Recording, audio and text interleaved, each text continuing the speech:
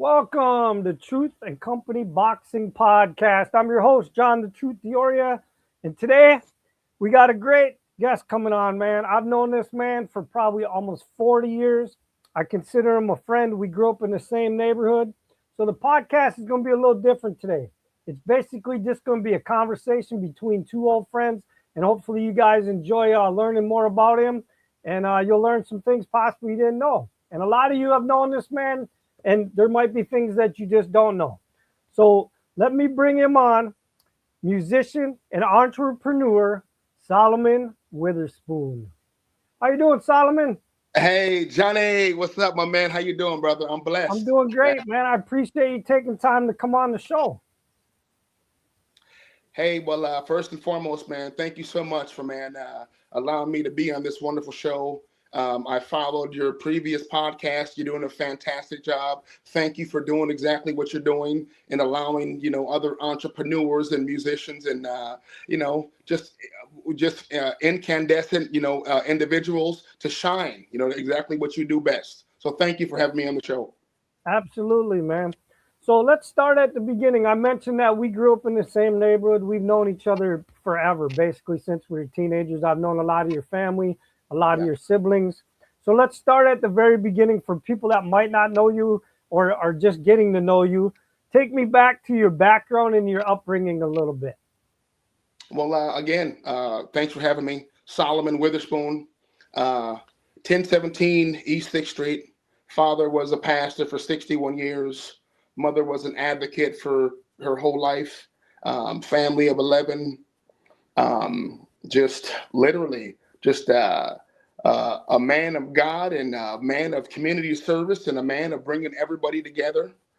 Musician, an athlete, a servant, and just a man spreading joy all across this beautiful world. That's who I am. So for people that don't understand, Central Hillside, at least when we were growing up, it's still not the greatest place in Duluth, Minnesota, but a lot of people, including me, didn't get out of there, scot-free. Some of us got in trouble. Some of us got involved in drinking or drugs or whatever. But so talk to me about how did you, for the most part, stay on the straight and narrow living in Central Hillside? Well, for one, John, remember, at the age of 6, I was in the Witherspoon choir at my dad's church. We had rehearsal 4 nights a week, and I was singing in church, man, Tuesday, Thursday, Friday, Saturday, and Sunday mornings, you know what I mean? And it was imperative, man, that all I did was read the Bible and go to Bible study and learn gospel songs, man, So it was hard for me to do anything else. I couldn't be on the streets.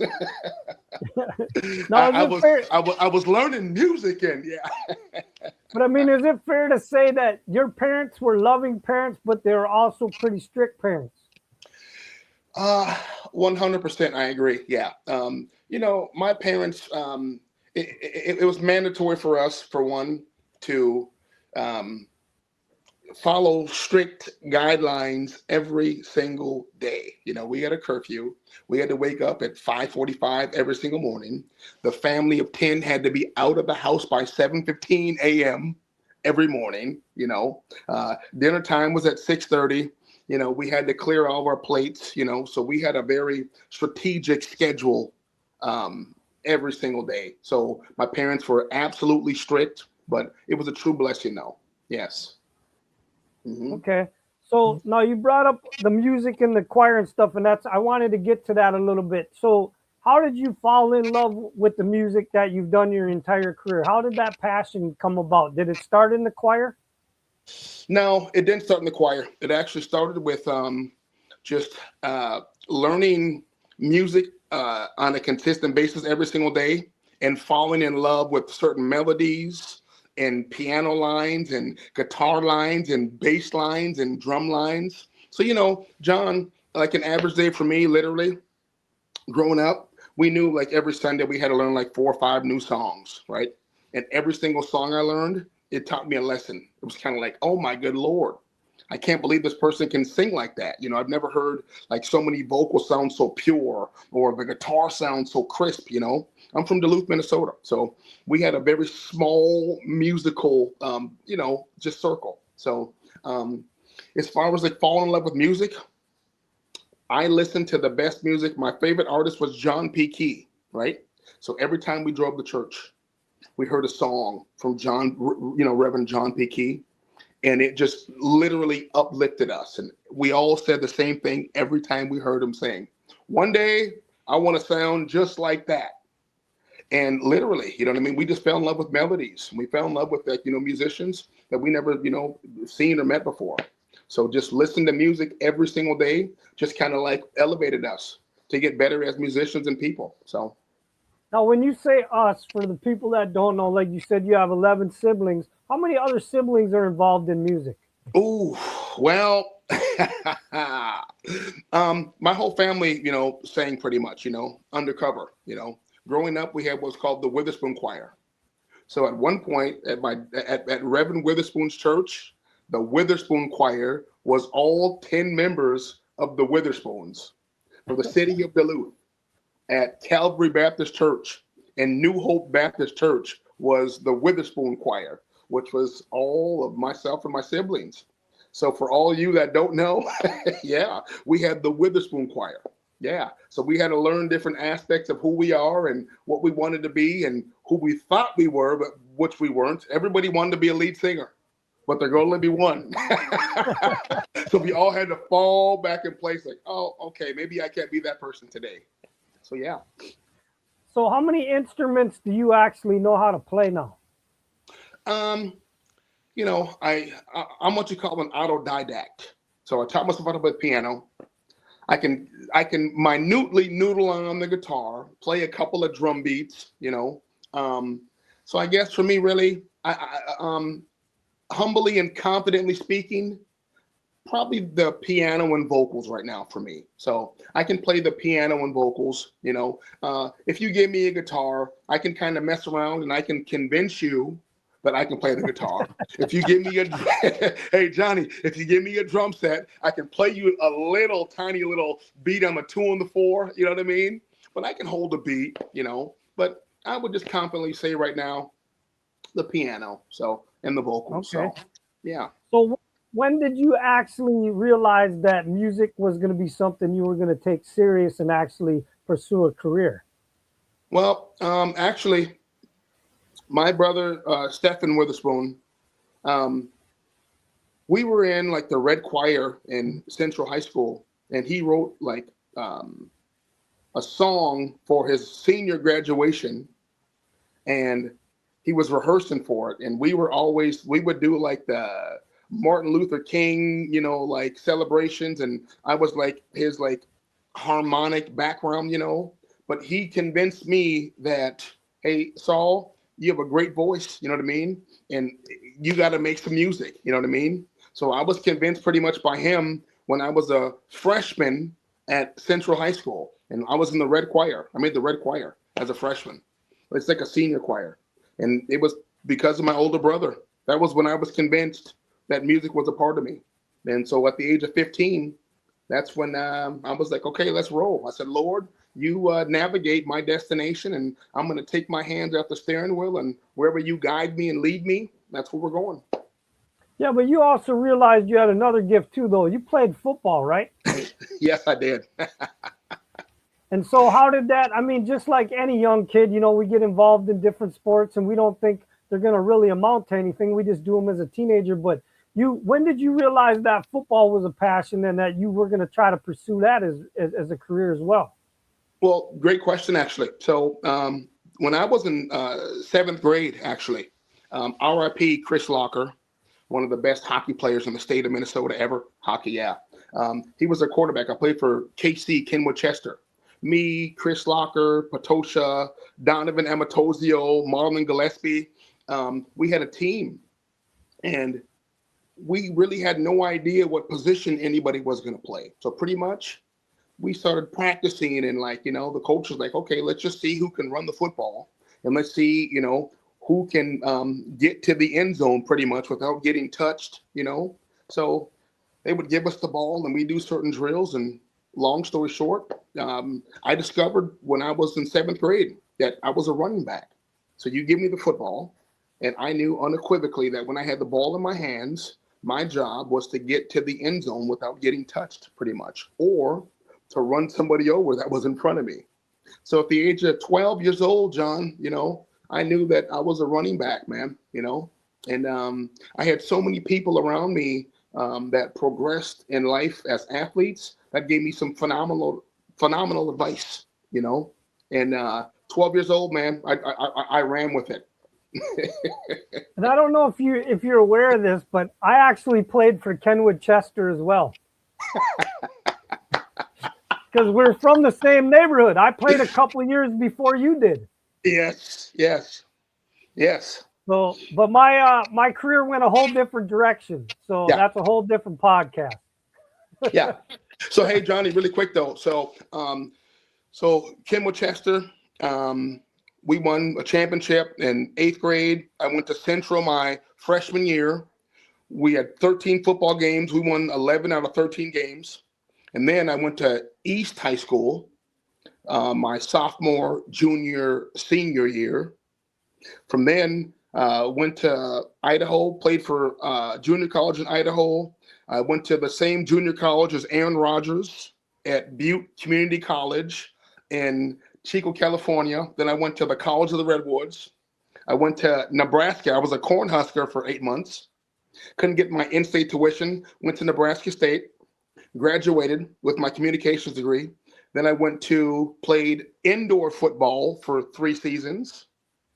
And then I tried out for the Chicago Bears Regional Combine in 2001, the Atlanta Falcons Regional Combine in 2002, and the Dallas Cowboys Regional Combine in 2003. So I was an NFL free agent for 5 years, man. Yeah. Nice. So it was a blessing, man. Right here from Duluth, Minnesota, Central Hillside. You know what I mean? And during any of those combines, did you get to meet like some star players? Did you get any advice from any of them or anything? Oh yeah. So for example, my first combine for the Bears, we were at Ditka's Steakhouse, and I sat down with Bill Belichick. And long story short, I knew. So the combine, you do like pretty much 4 or 5 events. You run a 40-yard dash, you do a 225 bench press, a vertical jump, a 40-yard dash, and like a shuttle run, pretty much. I knew exactly what my numbers were going to be. So when I sat down with Coach Bill Belichick, the 7-time, arguably one of the best coaches of all time, I told him, I said, hey, Coach, tomorrow this was the day before I tried out for the Bears, so we're talking. I'm like, I know what my time's going to be in the 40-yard dash. I know what I'm going to put up for the bench. I know what I want to run for the shuttle. I know what I'm going to jump. My question to you, Coach Belichick, is what's your advice for me for life? And he was like taken aback. He's like, what? He's like, what was your question, Mr. Witherspoon? I said, Coach, I want your advice for life. And he removed all of the other 6 running backs from the room. And he said to me, if you don't stay humble, you'll crumble. And those are the words I took with me from that point on for the rest of my life. I had the opportunity to sit down with arguably the best coach in the world, and I was prepared. I'm always prepared for everything, and I received them words, John, and I was like, okay, if you don't stay humble, you'll crumble. And I dissected everything. I'm like, exactly, what does that mean in this life, And the Lord gave us 2 ears and 1 mouth to think double time, And I've always refused to be boast. I refuse to be, flamboyant and braggadocious, and just live your life in that schedule. And life is this: LIFE, lust, iniquity, fulfillment, and etiquette. That's all we need. Nice. So when you first left Duluth, then it was to pursue a sports career, not a music career, right? Yes. So when you realized that the NFL thing wasn't going to work out, is that when you decided, okay, I'm going to try a music career? No, no. I'm glad you asked that. Actually, I left Duluth out of high school. First of all, out of high school, um, I signed a letter of intent with the Wisconsin Badgers with Barry Alvarez. So the Wisconsin Badgers, that's who I signed with out of high school. That didn't work out. My grades were whatever, and I had an opportunity to play at a junior college, to be the starting running back. So, long story short, um, I pursued my football career, and I came back to Minnesota. While I was back in Minnesota training for the NFL, that's when I met a few of the big musical stars after the fact. Mm-hmm. So it was like a little a collaborative combination. Yeah. Okay. Mm-hmm. And like and then that's when you decided to start taking music more serious and thinking, okay, this could possibly be a career, a different path than you were planning. 100% yes. Uh-huh. Yeah. So take me to the point where how does the great Prince come into your life? How does that happen? Well, it was I believe like 2002. Me and my ex-wife, we were out driving and we heard commercials of a singer by the name of Kip Blackshire performing at a club called Jasmine's. Every other song had a commercial with Prince on it, speaking about, come listen to my favorite singer, Kip Blackshire. It was a commercial. Long story short, we go to Kip Blackshire's show on a Saturday night at Jasmine's. We get there early, and halfway through the show, John, we're front and center, okay? Everybody's eyes start looking to the right, like this. So we're looking to the right. We're like, what's everybody looking at? All of a sudden, there's Prince right in the back. And we're like, whoa. And of course, I never get starstruck. But I'm at a show. I'm like, oh my gosh, Prince is here. And I'm looking at Kip Blackshire, okay? Saturday night. Show gets over. Kip jumps off stage, leaves with Prince in like a white limousine. They go back to Paisley Park or whatever. This is Saturday night. Fast forward till Tuesday. I go back down to Jasmine's bar, whatever it's called, and I see Kip Blackshire down there.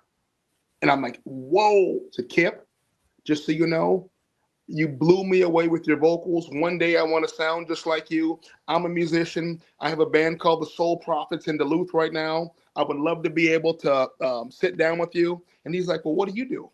I'm like, well, I sing and I play the keyboard a little bit. So there's an instrumental on, right? So Kip said, Solomon, he's like, well, sing me something. I'm like, okay, what do you want to hear? He's like, whatever you're feeling. So I sing Kip something on a Tuesday night, John. Fast forward, Kip said, I love your tone. I love what you're doing. Little rough on the edges, but I want to work with you. What are you doing tomorrow, Solomon? I said, what do you want to do? I said, I work. I was a manager at a car dealership. He said, man, let's get to work tomorrow. I called off work. So Wednesday, I got with Kip at 3:00 in the afternoon until 7:00 Thursday morning. Friday afternoon, I was at Paisley Park shooting a video with Kip Blackshire. Yep, at Paisley Park with Kip. Yeah. And then I met Prince's band, his drummer, Michael Bland, who was my executive producer on my first 2 albums. And everything's online too. Yeah. Sonny Thompson, Morris Hayes. Yeah, it was a true blessing. So that's how we got to that level. But did you ever get to sit down and have a conversation with Prince, or was he just too busy, or what? John,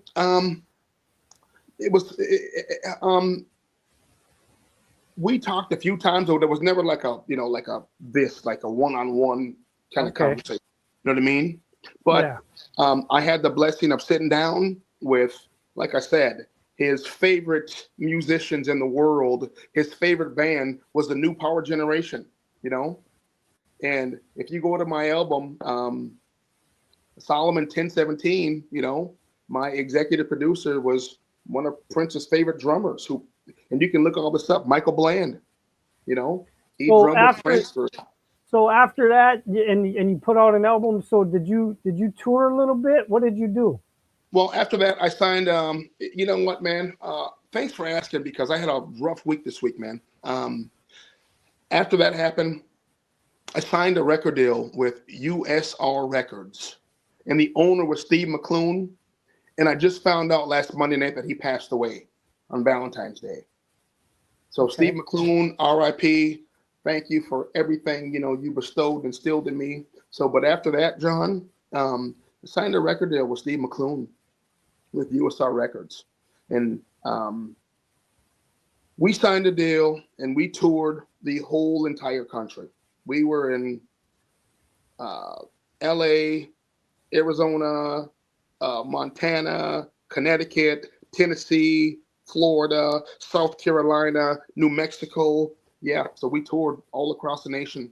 And but most importantly, though, what we did, we were the light in all dark situations for the sick children. We wanted to make a humongous impact on this world, and our common ground was we love to take care of the people that really couldn't take care of themselves. So we found our niche within the children's hospitals. So up to this day right now, I have 3 songs played right now in children's hospitals all across the nation right now for the next 10 years. So that's what I did. So do you have any interesting tour stories? Is there a story that comes to mind when I ask you for an interesting tour story that you can just tell me? Yeah, I do. We were in LA at the Forum one night, and lady comes up. I play a 45-minute set, and lady comes up. I'm like, hey, how you doing? She's like, hey, Solomon, great show. I've just caught a little bit of it. You know me. I'm like, I don't know you. I moved to LA, I think in 2017 or 18 for like 6 months. So I'm playing at a little show, right? There's, I don't know, 150 people there. Beautiful 4-story place. Talking to a lady, just looks plain in like a black. And she's like, hey, great show. You know me, but I got to take off. I said, no. I'm not sure if I know you. I'm from Duluth, Minnesota. And long story short, it was Madonna. Oh my And God, dude. and it was the craziest thing ever. You know what I mean? Um, Yeah, John, I tell you, man, music comes in all shapes and sizes. Um, I I've met pretty much everybody in the industry. Um, and the blessing of it all is there are some genuinely like wonderful hearts and souls out there right now, that really they want to dip and dabble in who's playing and who's not playing. I just happen to be at the right place at the right time. But I have so many stories just like that. I mean, I sat down with Walter Payton's family before, and like Bill Belichick. I met Tom Brady. I met Miley Cyrus. I met Garth Brooks. I mean, the list goes on, you know, it just goes on. But I mean, and it inspired me to know that contrary to who you are or where you come from, there's a lot of people in this world right now, you know what I mean, that want to see others just do better and get better and be better as musicians and spread love and do exactly what you feel that you're supposed to be doing. Nice. So listen, I want to turn back the clock a little bit and Mhm. unfortunately talk about some not so great things. And talk about this as much as you want and go into it as deep as you want. And but I just want some people to understand some of the darkness that you've gone through to find some of the light in your life. So take me back to 1994. How old were you in 94? 15. Okay. And how do you get the call or how do you get told that your brother, Sam, and his two friends, Keith and Pete, were murdered at a party? How does that information get told to you? Well, John, um, really, really crazy part about this, man. By the way, my tattoo, Samuel. Yep. So that's, yeah. So it's 1 o'clock, um, March 27th, and Pete and Keith come pick me up. We drive around to probably 10 different locations to try to find a spot to have a surprise party for Sam's birthday.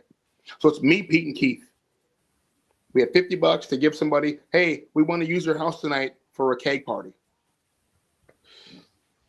We drove around. Again, John, it's me, Pete, and Keith at noon until 6 o'clock at night. We go to the 7-Eleven store on 9th Street and, I don't know, 12th Avenue East or whatever. And one of my friends was like, hey, man, I might have a party tonight. My parents, bought a Pizza Hut in Hawaii. So they're out of town in Hawaii. So the house is open tonight. I'm like, what? I'm like, hey, it's my brother's birthday tonight. We're trying to have a place to have a surprise party. So Pete was like, hey, man, here's $100. Give us the key and let us have your address. That's what happened. So found a spot. Me, Pete, and Keith went and picked the keg up in Superior. I'm 15 years old. We go to everybody's house. The word gets out with the party up in Woodland. Police come and party gets busted. We started the party at probably 10:30. Police come at, 12. And they break the party up. And then they're like, okay, Sam's like, hey, you know what? We're going to go back down to my spot on 7th Street and, 8th Avenue East. It's a continuation. I was with them all the time. So me and my brother Sebastian were with Jess Durfee. We drive down to the party. We get down, the continuation. We hang out for about, 20 minutes. I'm like, I want to go home. I'm just tired. We live 2 blocks away. So I didn't stay at the party. I left. I was there with everybody the whole day, the whole entire night. We leave 20 minutes after we get back down to Sam's house. And then we get home at, 1:30 at night, 2:30 in the morning, we get a knock on the door. We didn't get a phone call. Knock on the door from 2 individuals. I won't even say their names right now. But all he said was, call the fucking police. They're all fucking dead. There's red everywhere. They're all dead. So we're like, what are you talking about? And his face, his eyes were like baseballs, man. They were just like, it was crazy. You know what I mean? And we called the police. We go up to the house on 7th Street, 2 blocks away from the house. Ambulance get up there, and it was all confirmed that Sam, Pete, and Keith were murdered. So I didn't even get a phone call, you know what I mean? And I had to go identify the bodies. So it wasn't even a phone call, They went up there and they waited till the ambulance got there. They walked in, they came outside, and they said, yeah, Solomon, sorry, they're gone. Yep. And how does a 15-year-old deal with that? I never really have. It's like, my philosophy is like, I look at life like this, right? There's a beginning to life and there's an end to life. What happens before, during, and after is all a process. So in the midst of this process, the operative question is, how do we cope with exactly what's on our plate today? And honestly, John, there is no right answer. And I've never tried to figure out the right answer. So to answer your question, what I told myself is that the day will come to when I will see my brother again and everybody I've lost again. And there's all that's to it, I take a look at all the memories and the teachings and the smiles and the good times that we've shared. And I look forward to reconnecting, with him. I do believe in heaven because that's what I was taught. I've been an insomniac since I was 15 years old. So I don't sleep at night. I have images in my mind. But what gets me by is that I know for a fact that he's in a better place. And I honestly believe that we get to our final destination when we have served our purpose in life. And let me repeat that. I believe that we get to our final destination when we've served our purpose in life. And for Sam, I think his purpose was to maybe impact 10,000 lives. Maybe he was stuck on 9,999 for 4 years. And then on his birthday, he hit that 10,000 mark. You know what I mean? And his purpose was served. And again, I don't have the answers at all. I don't need the answers. I live by faith, and we've come this far by faith, and that's all I believe in. So, and to be 15, it was hideous. It was unbearable. It was atrocious. It was tragic is an understatement. But you know, my mother and my brothers and my family and my friends, you know, we just literally came together as one, and we got through it together, man. You know, and I'll never get over it. I'm still not over it. That's impossible. But however, I'm maintaining in this life with the understanding that we will meet again. Okay, and I mean, I don't mean to get even worse, but I mean, 11 years after that your family had to deal with that tragedy. I mean, by then you were what, 26? Where were you in life at 26? And then all of a sudden you get a call or you get notified now that your sister's been murdered. So at this point, 26, John, I was actually supposed to sign with the Buffalo Bills. I was supposed to sign with the Buffalo Bills. And at this point, everything was in order. Finances, life, family. It was kind of like we were going to make history at this point right now. My sister found a man online, and he moved her to Dallas or DeSoto, Texas. They were going through it. I sent her back home to Duluth over Christmas. She left over the New Year's. We didn't hear from her for 3 weeks. And my heart told me that something wasn't right. And found out that he had murdered my sister, drove 45 minutes to a park, dug a shallow grave in the ground, and they didn't find her for like 3 weeks. Devastation is an understatement. And, you know, couldn't believe I got, you know, hit by the same bolt of lightning twice. You know what I mean? I'm like, Lord, my father was a pastor. My mother's the sweetest lady in the world. How can I have two siblings that get shot in the head and murdered? I just didn't understand it all.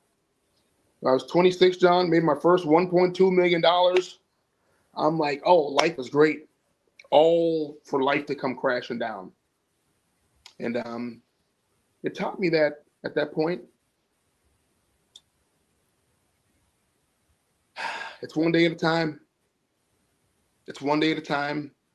And it's not what you do, it's what you don't do. So appreciate everything that's in front of you and understand that tomorrow is not promised at all. It's not. No, 2 men were actually convicted in that case, though. Huh? There was actually 2 men that were charged in your sister's murder, though, Yeah. right? Yep. Bruce Wayne Potts and his cousin were convicted. But John, the crazy part about this all is what nobody even knows, what I'm going to say right now. So Bruce actually got released for like 2 years. His mother was living with him. So Bruce and his mother lived together in a small apartment building in DeSoto, Texas. She heard two gunshots go off. She walks past the room. She sees my sister there dead. She calls the police. She was like the anonymous or the what's the word? You know, she was the caller that was tipping the police for the line. You know what I mean? Though, as far as Hey, there's a lady that my son was involved with, Liz Witherspoon. Click. 2 days later, she's from Duluth, Minnesota. Click. Her brother Solomon Witherspoon. Click. So the detectives were putting all this together. Okay, Liz Witherspoon, Duluth, Minnesota, Solomon Witherspoon. So they put this together, and then I get a phone call. So that's how I found out about all this, man. So Bruce Wayne Potts and his cousin were convicted, but Bruce got out for like 3 years. And they were supposed to bring 6 of us down there for trial. We never even had a trial at all. He only got 13 years, and he's out right now. Jeez. We never had a trial at all. Yep. Yeah, because he actually got sentenced to 20, but he got out in 13, right? Yep, exactly. So, and then, you know what we do, Johnny? We just trust in the Lord. You know what I mean? We put this in the Lord's hands that, he literally navigates, I'm saying, the just the strategic path that he's supposed to go down. And we don't wish ill upon nobody. My family doesn't, The hardest thing we had to do was forgive people for something that we thought that was unforgivable. And we have no idea where he's at and what he's doing, but what we did, we trusted in the Lord. And when we believe that when you trust in the Lord, you just can't go wrong, because it's not about our timing. It's about the Lord's timing. Okay. So yeah, John, he got 13 years, man, and he's out. So when did you decide to come back to Duluth? What happened that brought you back to Duluth as far as when you were doing your music career? I was playing professional indoor football, and I got injured. So I came back in about a home in northeast Minneapolis. So just from an injury. And then from this injury, I had my keyboard in my studio. And then I just started playing, and then I got a hold of the musicians in town. They started coming over. I started writing music for them, producing music for them. And then a few people had canceled shows. And by default, I had to go and sit in as a keyboard player, as a background singer, as a vocalist. So that's what happened. So that I got back to Minnesota, from an injury. But weren't you involved in a band for a while? Oh, yes, absolutely, man. Yeah. My first big band, when I stepped out, was called 1017. And I got to brag for a little bit. I hate to brag, right? Go ahead. I hate to brag. But all you listeners, you got to hear this very carefully. So 1017, I had the pleasure for one, my guitar player was Eric Gales. Eric Gales now was number 2 in the world for blues guitar in the world. Look all this up. He just won a Grammy like 6 weeks ago. He's at the Oscars today, actually. Had the pleasure of playing with Eric Gales for like a year. He taught me so much. We went on tour. Also, I had Tracy Blake, who was also a worldwide touring musician. It was a blessing. Yeah, 1017. Yeah, we went on tour. We did a lot of things, man. I have 2 worldwide radio stations. If you Google Solomon Witherspoon and USR Records and, the Starlight Foundations and USR Uganda Foundations, you'll see a lot of stuff on there too. But yeah, as far as the bands, Johnny, I literally had some, a Grammy Award, guitar player, man. 2 in the world, man. So it's a blessing. It's a blessing, man. Jeez.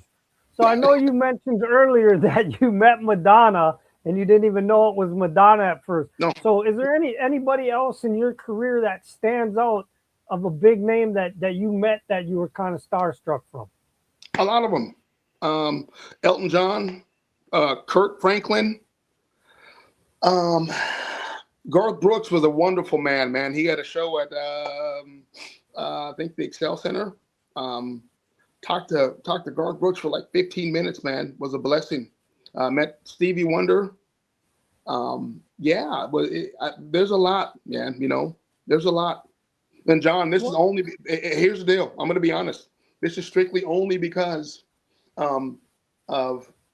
I got to be honest. I don't want to give these accolades out, but I have to. But this is because of Kit Blackshire. You know what I mean? He is by far, in my mind, live one of the best vocalists ever. And he gave me the opportunity to be his lead background vocalist. And then that's how I got in the door with Prince's whole crew. You know what I mean? As far as the new power generation. You know, my first album, like I said, 1017, was called Kingdom. My executive producer was Michael Bland, and he's the godfather of drums. And currently, Michael Bland is a drummer for Soul Asylum. Currently, they're playing at Grandma's this summer, and he taught me so much, man. And the man that taught Prince how to play the guitar, Sonny Thompson. And please, everybody, look all this up. Sonny Thompson. Me and Sonny Thompson played many shows together, and he taught me so many wonderful things about life as far as like music. It's not what you play, it's what you don't play, you know? So, hey, John, there's a whole list of people, you know, that I've met, and it's been awesome, man. Even in the NFL, from like Randy Moss to Joe Montana to Tom Brady. When I was Earl Campbell, I mean, yeah, you know, I mean, it's a laundry list, man. It's a laundry list. Yeah, man. A lot of priceless moments. And I'm from little tiny old Duluth, Minnesota, man, you know? And that's why it's funny. I see people like, oh, Solomon, you always have all these things going on. It's because I take chances. You have to take a chance in this life. If you don't take a chance, you're going to stay in that same place you've always been that you don't want to be. And that's impossible for me to be in. That's not going to happen at all. It's not going to happen at all. You know what I mean? So let's go on another note. We've talked about your music career. We've talked about your sports career. So then you started dabbling in businesses. So talk to me a little bit about some businesses you've been involved in. Well, I owned I started my first like gym business like called Curves in like, I don't know, 2010. We had like 50 women down there. We had a business in Minneapolis. Didn't really work out for a while, but then I got into the automotive industry, and then we started doing like some buying cars, putting them on a little cheap little lot, selling $3,000 cars for $6,000, you know, and then got into the nutrition business. And then remember my father, he owned Reverend Witherspoon's Chicken Shack out by the old Kmart in West Duluth from like 1977 to like 85, you know what I mean? So I've cooked my whole life. That's all we've done was cooked. So my dream was to open up a bar. So finally, I had the opportunity, I think in like 2021, to open up a bar, Spoon's Bar and Grill, John. I'm like, you know what I'm going to do? I'm going to do what I love best. I'm going to cook. I'm going to entertain. I'm going to sing. I'm going to bring just live music in. You know, I'm going to sing everybody happy birthday. I'm going to have breakfast, lunch, and dinner. I'm going to be open because it's everything that I ever wanted. You know what I mean? I get up at like 5 in the morning. Sometimes I want to go at breakfast at 7. There's nothing open. Got to wait till 11. You know what I mean? 11 o'clock, I want like some dinner, you know, they only have a lunch menu. There's no dinner, you know, then I want dinner at, 8 o'clock at night. And then all of a sudden these bars are closed or they're closed. I'm like, you know what? I'm going to have it all day long. You know, I'm going to have music at 8 o'clock in the morning. So just got the piano 8 in the morning, people coming in and, you know, had breakfast, lunch and dinner. So I just wanted a spot to where people can come and I can entertain everybody on every level they want to be entertained on. And so everyone was invited to the table, and everyone that came in, they felt welcomed. What I want was called the church effect, right, John? So what the church effect is this: people go in church, they wake up on a Sunday morning, they don't really want to go to church, but when they get into church, the pastor or the rabbi or the preacher or whoever it is, they preach, and you receive this message like, oh my gosh, he's talking to me.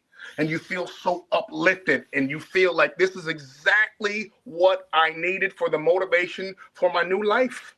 And you leave church, right? And you feel better for, 2 weeks, 2 months, 2 years or whatever. But you say to yourself, I can't wait to get back to church. That's called the church effect.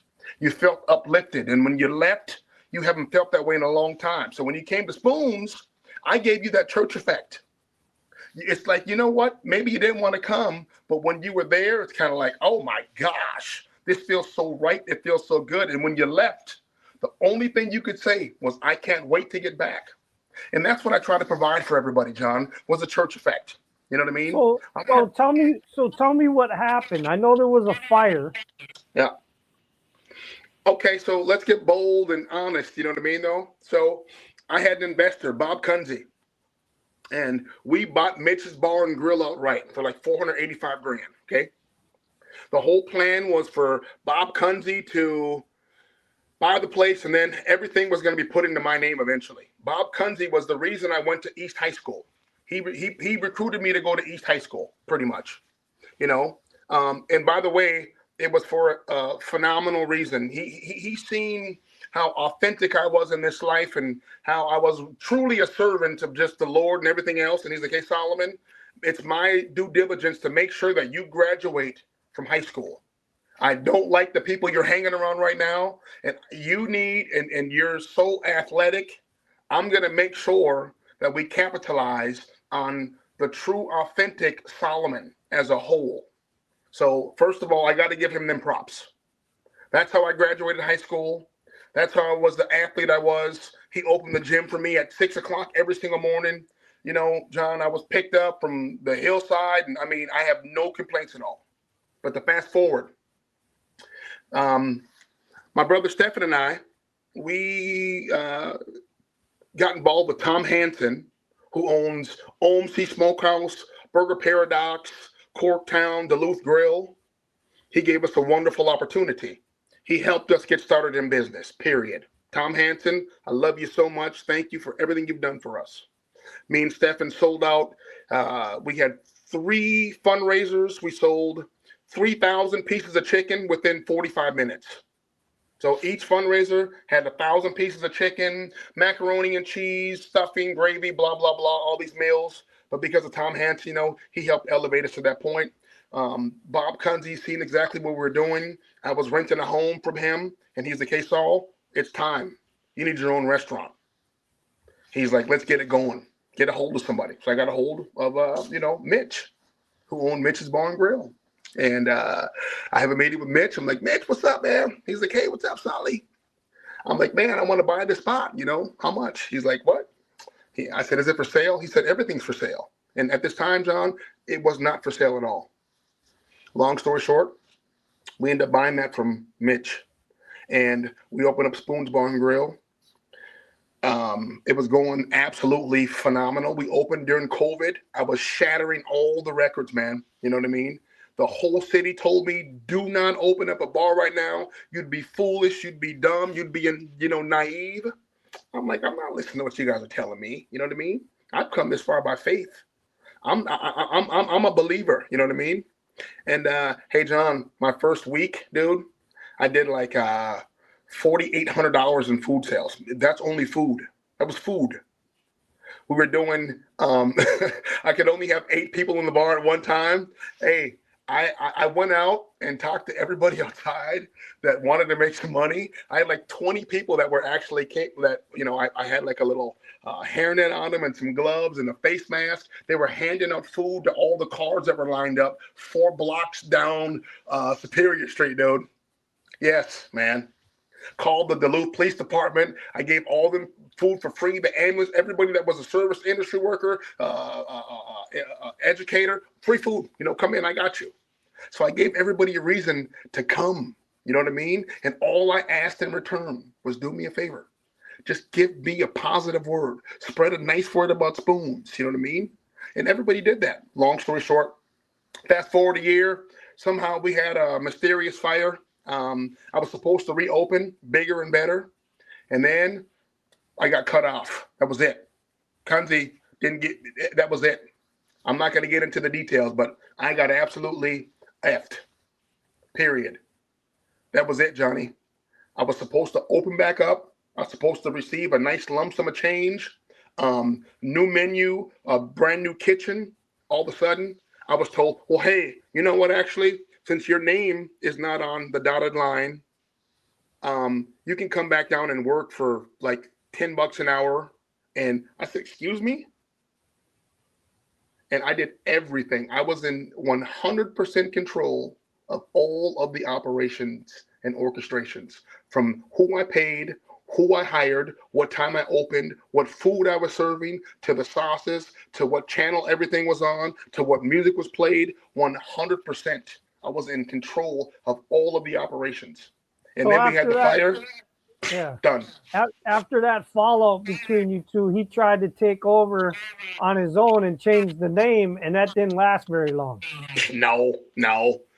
He called it coaches or something like that, you know. And hey, John, check this out, man. Even when people called me to, for me to talk shit about him, I said, no, man, it's a Duluth business and he gave me an opportunity, go support him. And people really appreciated that, I'm like, no, I'm not going to talk no shit, just go down and support, just the locals. And then, long story short, Tom Hansen ended up buying the place from him. But so really quick though, before we bought Mitch's Bar and Grill, Tom Hansen came down with me to look at Mitch's Bar and Grill. He was with me in the building. You know what I mean? He was with me. Hey, shoulder to shoulder. And a lot of people are like, no, I wouldn't buy the building. I wouldn't buy it. But it's life. And then 2 years later, he bought it, and now my same building, that's called Burger Paradox. If you go down there, you'll see like the little mural outside. One of my good friends is Eric Horn. He's my favorite, man. He's my favorite artist in Duluth and one of my favorite artists in the world. I called him one day. I'm like, hey, man. He's like, what's up, Saul? I said, man, I want to do something different. He's like, oh, shit. What do you want to do? I said, dude, let's put a mural on the side of this building. He's like, what? I said, yeah, man, let's get creative, man. Let's just switch. Johnny, I'm a different cat, man. You know what I mean? I'm like, let's get busy. Long story short, we put the whole mural up there, man. And Burger Paradox, they changed it up a little bit, but it's still on there. So, yeah. and let's fast forward then. Since then, people want to know what's going on with you now ever since the Spoons thing. So I've heard rumors that you're playing music at a bar. I've heard rumors that you got a catering business going on. So what's going on with you? What are you doing now? Okay, let's do this. Hey, so let's put the rumors to a complete halt, right? So every Wednesday night, I have a band. I play at Snively's Bar or Snively's Lounge. It's right across. It's like adjacent from the casino. It's the Oliver Inn Hotel. It's right upstairs from the Rathcaller. So it's right on the corner on, I believe, 2nd Avenue East and Superior Street.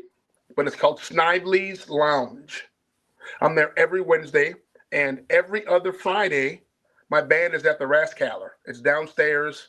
It's Duluth's premium, wonderful, incandescent just bar downstairs, man. It's high end, beautiful cocktails, little spendy, you know what I mean, though, but it's worth the entertainment, for one. For two, right now, I am looking to engage and entertain a new location here within,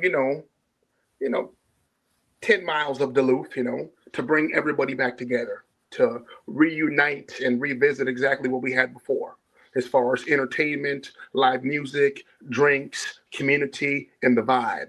So be on the lookout for, another location called Spoons. Okay, so the catering thing, is that not going on right now then? Yeah, I still have Unity Catering right now. Yeah, so, Okay. so right now, Unity Catering, if you want to reach out to me, you can hit me at, salo1017@gmail.com.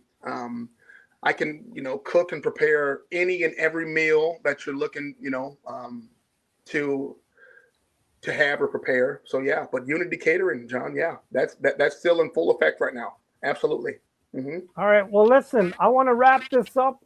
It's been really interesting, man, going down memory lane, good and bad with you, and just talking about your life from start to finish.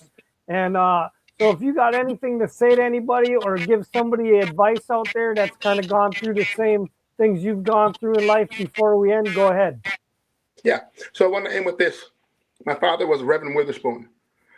And the words that he always told us was this. It said, once a task has once begun, never leave it until it's done. Be it labor, great or small, do it well or not at all. So in this life, make sure you execute the basics and understand one thing: tomorrow's not promised. So the operative question is, what are we going to do today to make sure that today was better than yesterday? Keep your faith up. Don't ever stop. and do different things every single day. Call somebody tomorrow that you haven't called in 4 or 5 years just to tell them you love them. Do some different things, but be consistent and live with a purpose. All right, hold on, Solomon. And with that, the truth has spoken. Amen. The truth is spoken.